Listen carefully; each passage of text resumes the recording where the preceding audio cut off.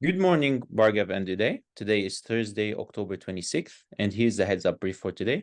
Today's production to our clients consisted of a total of 84 issues. We covered 42 issues in East Asia Pacific, 21 issues in South Asia, and 21 issues in the EMEA region. I will be briefing you on the major issues of today's production. Thank you, Bassel. Please go ahead with the major issues. In East Asia Pacific, I'll be covering the top 3 of the 42 issues. In PNG, landowners from Kauairi Central Province have given authorities 48 hours before blocking water and power supply into Port Moresby.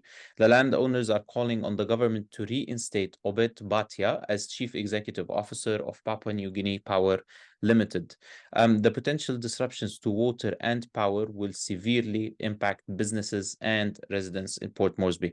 We covered this as the major development in our Australasia roundup today.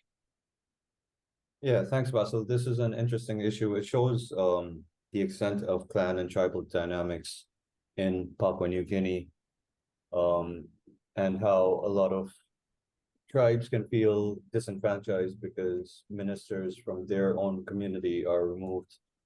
So this affects a lot of the governance in the country, and yeah, the strike will likely take place given that authorities do not know how to respond well to tribal concerns in the country. So let's keep a close eye on this. Thanks, Bassel. Sure, Uday. In the Philippines, the country will commemorate the annual All Saints' Day and All Souls' Day holidays from October 31st to November 2nd. Authorities have announced heightened security measures on public transportation and in major thoroughfares in urban areas. From October 31st, major roads around the Manila North Cemetery, one of the largest in the region, will be closed to public vehicles. Around 27,000 security personnel will be deployed. While there is no expected increase in violence, there is a high volume of crowds during this time of year. This could lead to transportation bottlenecks and delays to travel via road, air, and sea. We released an APAC advisory on this today. All right, thanks, Bassel. In Timor-Leste, the 48th Proclamation of Independence Day celebrations will be held in Dili on November 28th. A ceremony will be held at 8 a.m. local time, and celebrations will continue until 5 p.m. local time. Actually, thousands of people are expected to attend the Independence Day celebrations due to its historic and symbolic significance, and security measures are likely to be increased near key locations such as the Palace of the President and the Church of Saint Anthony of Motail. We also released an APAC advisory on Timor-Leste today. All right, thanks, Bassel.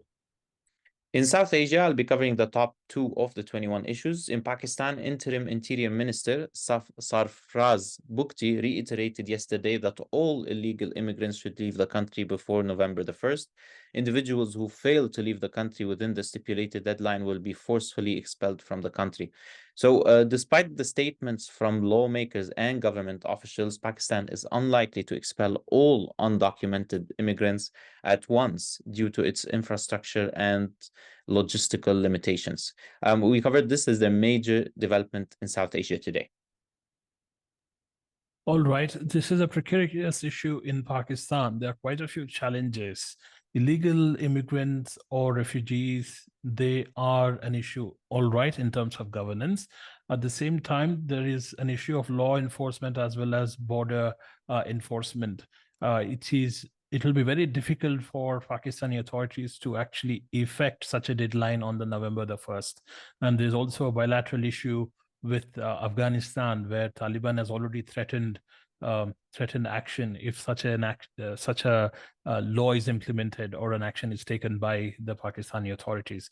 Let's keep a close eye on this, see if it actually escalates further than statements and deadlines given by the interim authorities.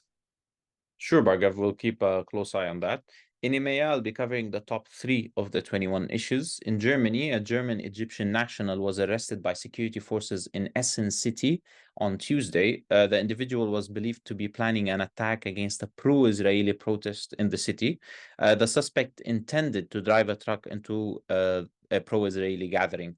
So additional plots similar to this cannot be ruled out in Germany and the wider region. The Islamic State does have sleeper cells in Europe, which can act as a significant security threat for European countries. We conveyed this to our clients via an EMEA advisory message today. All right, let's actively continue to monitor some of these developments. And as you rightly said, there are sleeper cells and some of the nefarious actors in Germany, both on right and the left side. Especially the right-wing groups have been quite active, and the Islamist groups won't, let it lying down if there is a right-wing action as well. So let's keep a close eye on such movements, please. Sure, Bhargav. In Russia, the Kremlin released a statement saying that Russia has successfully tested its ability to deliver a massive retaliatory nuclear strike by land, sea, and air. This demonstrates a significant elevation in Russia's military posturing. It is also evidently designed to send a strong message to the West, particularly to the US. We also conveyed this to our clients via an EMEA advisory message today. All right, thank you. Lastly, here's an update on the Israeli-Palestinian conflict. Around 6,500 Palestinians and 1,400 Israelis have been killed. 16,000 Palestinians and 3,500 Israelis have been injured. Russia and China yesterday vetoed a U.S. drafted resolution at the United Nations Security Council.